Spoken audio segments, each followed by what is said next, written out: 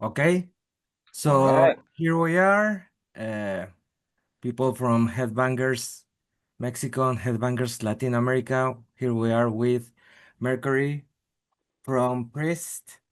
So Hello. it is a great pleasure to having you here. Thank you for your time. Thank you for taking this interview. And first of all, how are you? I'm doing good. I'm here in Sweden, so it's evening here in Sweden. And but first of all, thank you for having me. Also, it's a pleasure. We're soon coming to Mexico, and we are very excited about it. I'm just fine. We are really excited and pumped up for this coming concert and Yeah, concert. we are also waiting for you to come.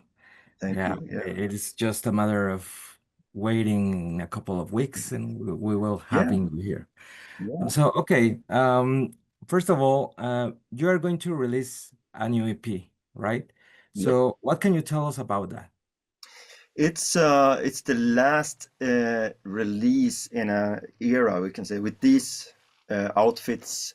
It's gonna be the last release. It's also a very diverse. It's different genres on the EP. So it's basically songs that we wanted to have on earlier albums, but didn't really fit in. So we did this EP as a a goodbye to the era we are in right now, in order to turn the next page and into the next chapter, which is going to be 2026, when we're going to reboot the whole concept of Priest.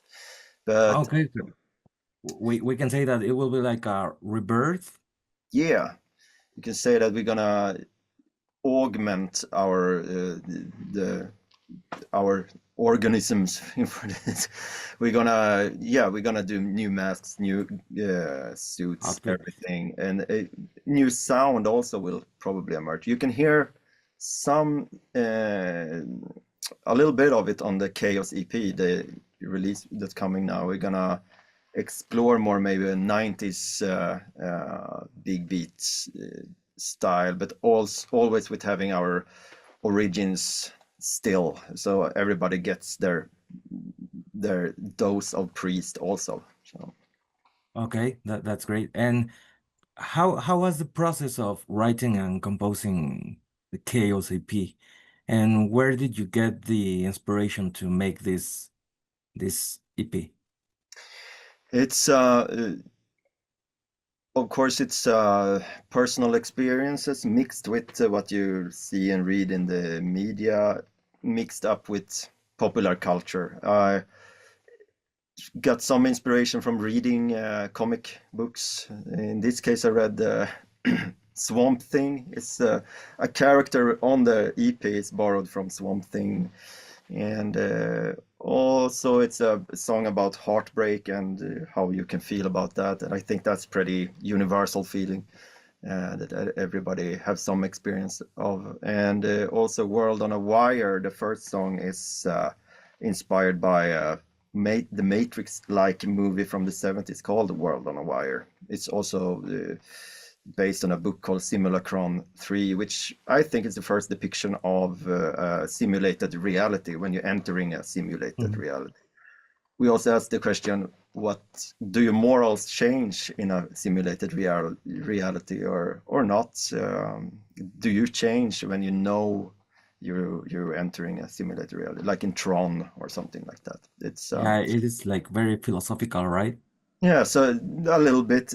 How much philosophy you can put together in 3.5 minutes, but I think it's nice to have these kind of questions lingering a bit in the songs.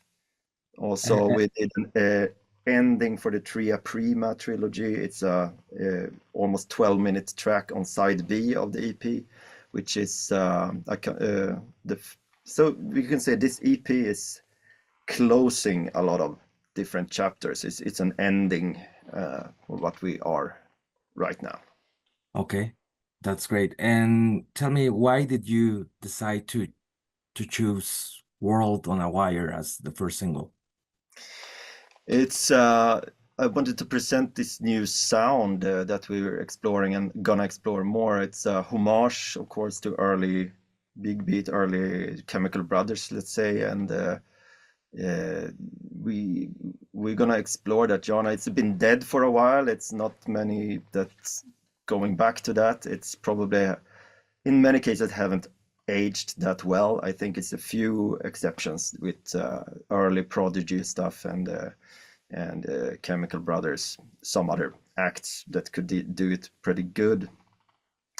We on the next album gonna explore that more, but since the technology have advanced a lot, we can do. We think we can approach that genre in a new way, which I don't think many people have heard before. And we can also mix in different genres that came after, so we can explore this genre with a layer on of what we've learned during our time as a band. So it's also going back to the 14-year-old me also. That's what I was listening to at the time, so in the 90s. So it's feels like we're going full circle.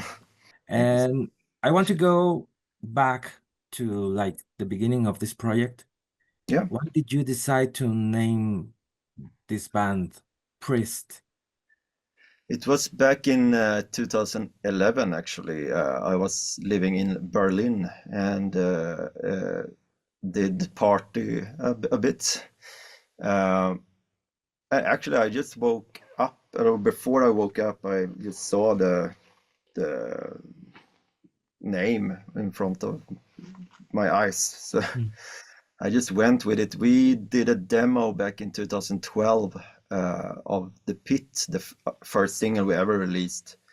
So we released that on SoundCloud back in 2012. It didn't blow up because it wasn't ready, and then other stuff happened, and 2015 we continued and finished the songs, and eventually we released the album in 2017. So, Yeah. but it was just I just saw I knew I wanted a dark electronic project, and it was gonna be called Priest. For no better reason than I just saw it before. So it is not related to something like religion or It is in some way, if you can see the religious aspects in technology and so forth. We think, can we create a higher intellect? Can we create something godlike? Are we the creators of a higher intelligence, Mhm. or are we already in a simulated reality that somebody else is steering? That's in this project we go cyberpunk, we go technology, so we choose to look upon these questions through the lens of cyberpunk, let's say. Yeah. So there's definitely philosophical, religious questions we gonna Mhm. explore more in the future. We have scratched a little, but we choose also to implement human emotions, our own emotions, into what we do as well. It is not secret for all your followers, or at least most of them, that you were part of Ghost, right? Yes. Um, is there anything that you learned when you were part of that project that you still apply today in Priest? Yeah, the theatrics is was a great school of learning how to manage a band with masks. What do we need? How do we go about it? What's the requirements? Because it's not just to put on a t-shirt and jeans and then you go up on stage, and you have to take care of a little bit more and plan it a little more. And I've thought that was a really interesting thing that I felt very at home in directly, because I really like the pop cultural aspect of both bands, also other masked bands like Slipknot, and like you can get a very distinct visual image, and it's not depending on necessarily a human face Mhm. that you see. I learned a lot about music industry, how it works behind the scenes, and also it was much easier to start another band with all that knowledge too. We could we knew how it worked. It all most of the illusions were torn down, so we knew what we were going for when we started this, and it was a great school for sure. Yeah, it is great. I mean, I can see that like the how important are the visual aspects, and like you said, like the theatrical, uh, like identity or mentality. Uh, and talking about the history of Priest, how would you describe the evolution of the band since uh, your debut album, New Flesh, until the KOCP? It's New Flesh. We took a lot of time to do. It was a long production. We produced it in different sessions during like 1.5, 2 years almost. It was produced by Simon Söderberg, who also was a part of Ghost. But we started the production of the album when he was still in Ghost and touring with Ghost. So we produced when he was home from touring. So it was we took a lot of time with the lyrics, and we had the luxury of working that album very through and through, and that you can hear that.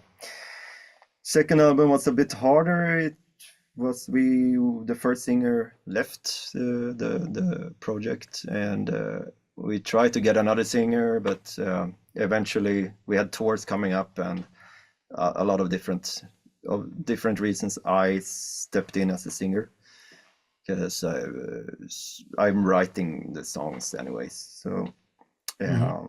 it was a bit of a struggle with the second album, but I'm very proud of that. It was like really, I think it's a really underrated album, Cyberhead.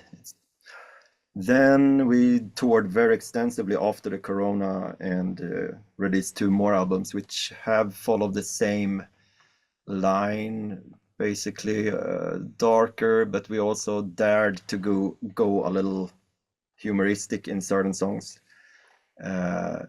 KOCP is the culmination of what Body Machine and Dark Pulse, our 2 latest album, were. So KOCP is the culmination of that.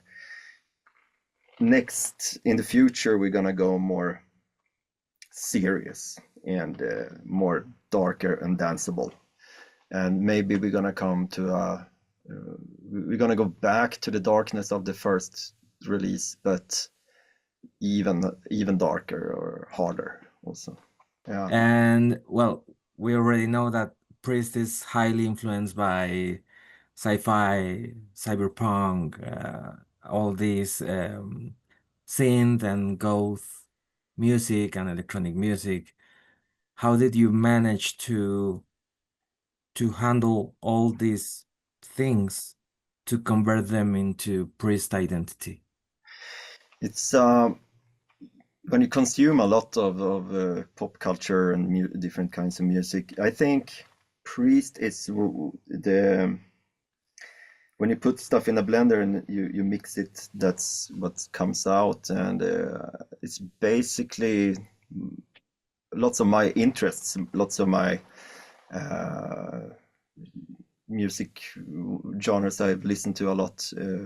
I think I just want to please the the 15-year-old in me again. So, and that's I just what's good, what looks good looks good, what sounds good, and maybe don't analyze it more than that. I just take the genres and pop culture I love and try to blend it through something. Yeah. And besides technology and all the cyberpunk topics, would you like to explore another kind of subjects in the future? Like, I don't know, horror or something like that? Yeah, that would be very interesting. We're gonna explore a little darker subjects in the future. But maybe it goes in line with cyberpunk, but when you go into the more underbelly of it, horror would be awesome. I think Terminator 1 is a horror movie, Terminator 2 is an action movie.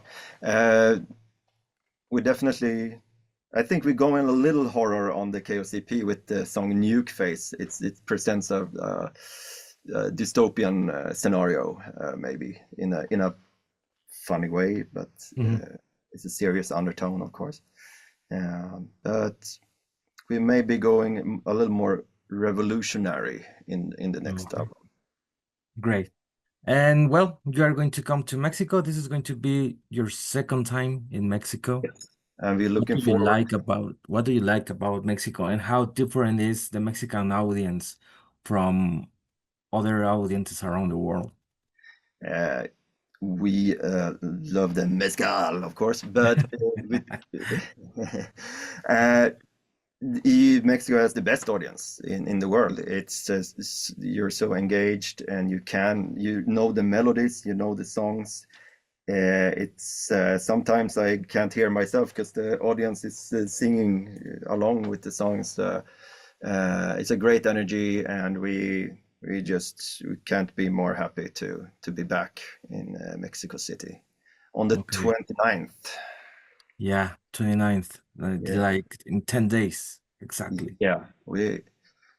I'm going out working on my cardio because it's Mexico City, so it's very like the Yeah, altitude. it is very difficult for you sometimes to like to breathe, right? Yeah, so I noticed last time. So now I've been out running every day. So Yeah, at least I have worked up a 30 little. minutes, 30 minutes running and you're going to be fine.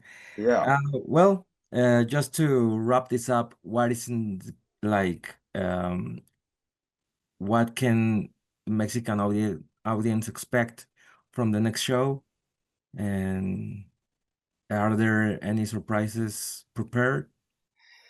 What you can expect is a longer show than last time and a more diverse show with, let's say, a bit more chosen songs from maybe not as famous songs also. We will also, of course, play new material from the EP. Okay. And we're looking forward very much. It's gonna be a great evening, and we also have a meet and greet that is arranged by the venue. Mm-hmm. So it's gonna be a little different day, but make sure you don't work the day after because it's gonna be a good long night, and we're gonna have a great party afterwards. So Okay, that's perfect. So uh I can wait to see you in 10 days. I'm looking Thank you forward. very much for Thank this you. interview. The time has run out.